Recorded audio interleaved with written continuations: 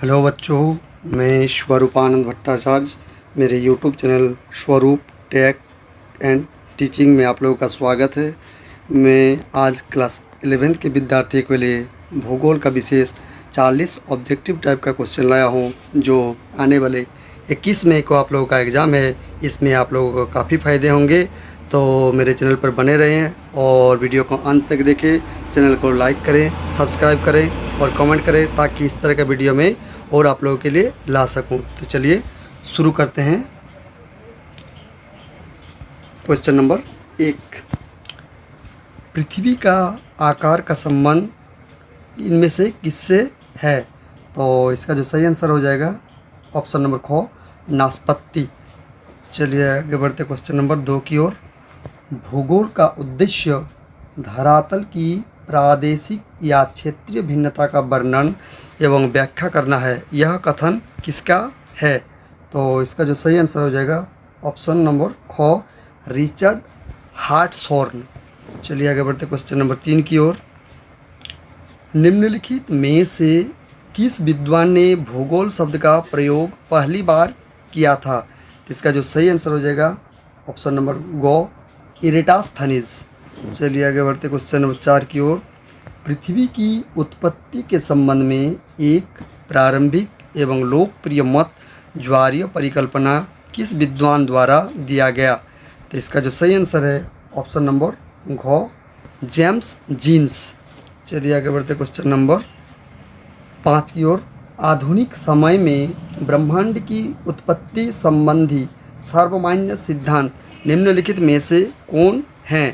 तो इसका जो सही आंसर है ऑप्शन नंबर घ, बिग बैंग सिद्धांत। इसको बिग बैंग थ्योरी कहा जाता है इंग्लिश से और हिंदी से सिद्धांत। चलिए आगे बढ़ते क्वेश्चन नंबर 6 की ओर। प्रकाश वर्ष क्या मापने की इकाई है? इसका जो सही आंसर है ऑप्शन नंबर को, खगोलीय दूरी। प्रकाश वर्ष क्या मापने की इकाई है? खगोलीय दूरी। चलिए आगे बढ़ते क्वेश्चन नंबर 7 की ओर। वर्तमान में सौर मंडल में कितने ग्रह हैं? तो इसका जो सही आंसर है ऑप्शन नंबर ख, 8।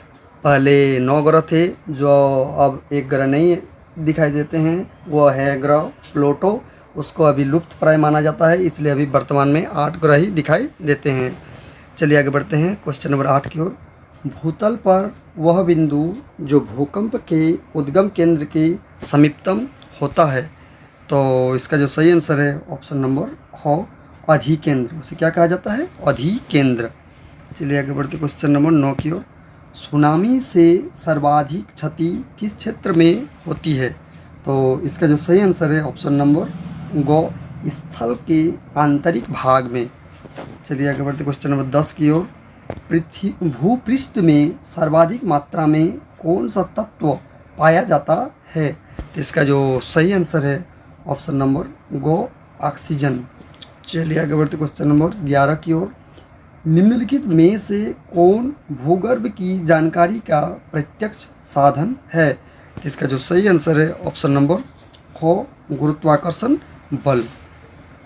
चलिए आगे बढ़ते क्वेश्चन नंबर 12 की ओर। महाद्वीपीय विस्थापन सिद्धांत 1912 में किसने प्रस्तावित किया था?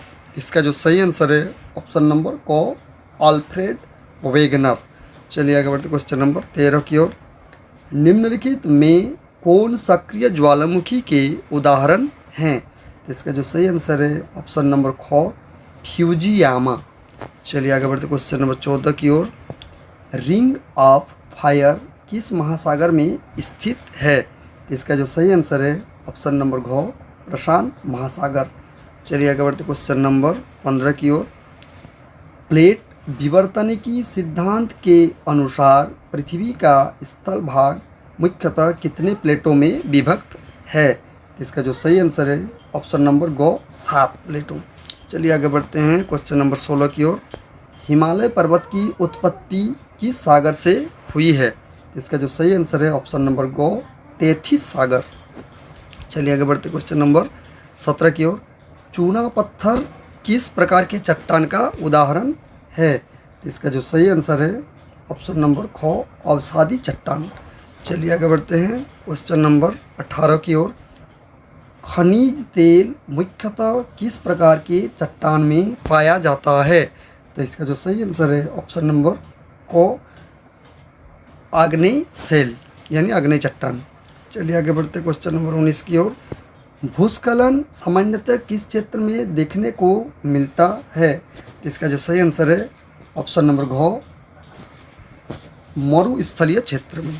चलिए आगे बढ़ते हैं क्वेश्चन नंबर 20 की ओर। निम्नलिखित में से कौन सी एक अनुक्रमिक प्रक्रिया है?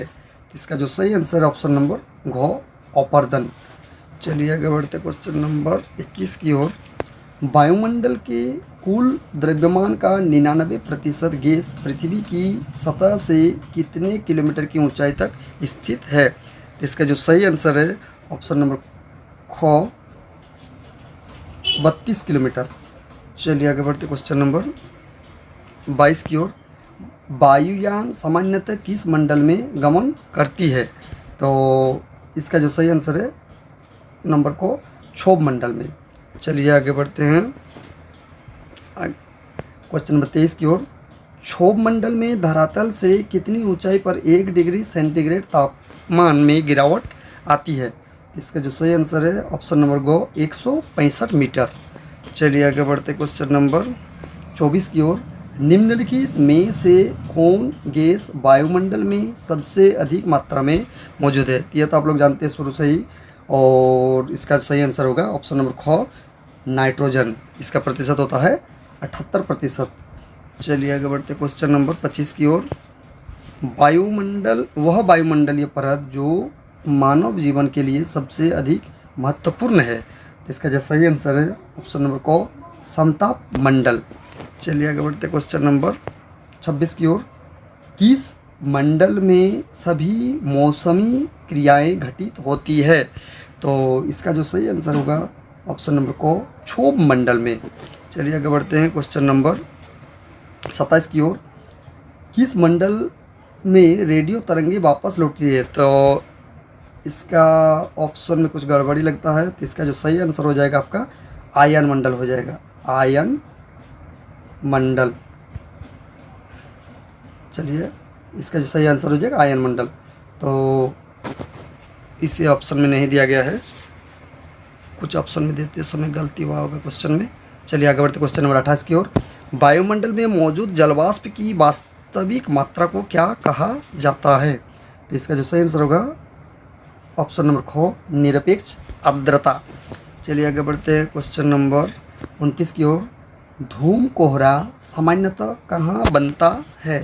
तो इसका जो सही आंसर होगा ऑप्शन नंबर घ औद्योगिक क्षेत्र में धूम कोहरा दिखाई देते हैं। चलिए आगे बढ़ते हैं 30 नंबर क्वेश्चन की ओर। इनमें कौन सा बादल सबसे अधिक ऊंचाई पर बनती है? तो इसका जो सही आंसर है ऑप्शन नंबर को पक्षाभ बादल। चलिए आगे बढ़ते क्वेश्चन नंबर 31 की ओर। संवहनीय वर्षा मुख्यतः किस क्षेत्र में होती है? तो इसका जो सही आंसर हो जाएगा ऑप्शन नंबर गो विषुवतीय क्षेत्र में। चलिए आगे बढ़ते क्वेश्चन नंबर 32 की ओर। मानव के लिए वायुमंडल का सबसे महत्वपूर्ण घटक निम्नलिखित में से कौन सा है? इसका जो सही आंसर हो जाएगा ऑप्शन नंबर को जलवाष्प। चलिए आगे बढ़ते क्वेश्चन नंबर 33 की ओर। निम्नलिखित में से वह प्रक्रिया कौन सी है जिसके द्वारा जल द्रव से गैस में बदल जाता है? तो इसका जो सही आंसर ऑप्शन नंबर को बाष्पीकरण। चलिए आगे बढ़ते क्वेश्चन नंबर 34 की ओर।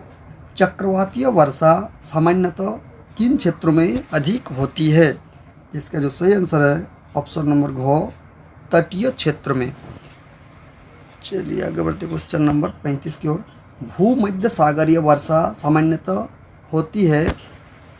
इसका जो सही आंसर हो जाएगा ऑप्शन नंबर ख 10 से 20 डिग्री उत्तरी तथा दक्षिणी अक्षांशों के बीच।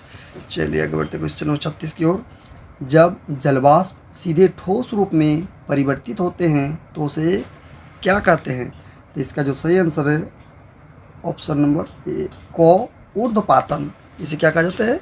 ऊर्ध्वपातन। ऑप्शन नंबर को सही हो जाएगा। चलिए आगे बढ़ते हैं।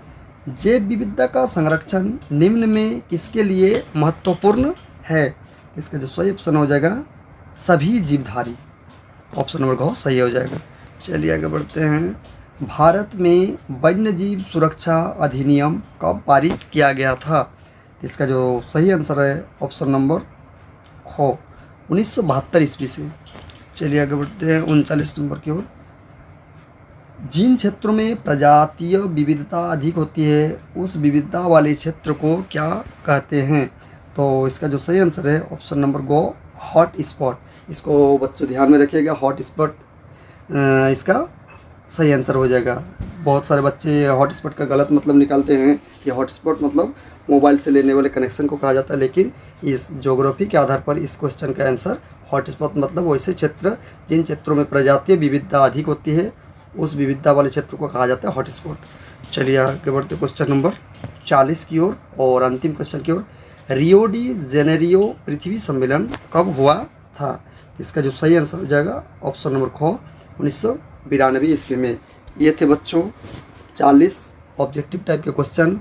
तो ये आप लोगों के एग्ज़ाम में काफ़ी फ़ायदेमंद साबित होंगे और इस तरह के वीडियो में और बनाते रहूँगा ताकि आप लोगों को परीक्षा में अच्छे मार्क आ सके। इसी के साथ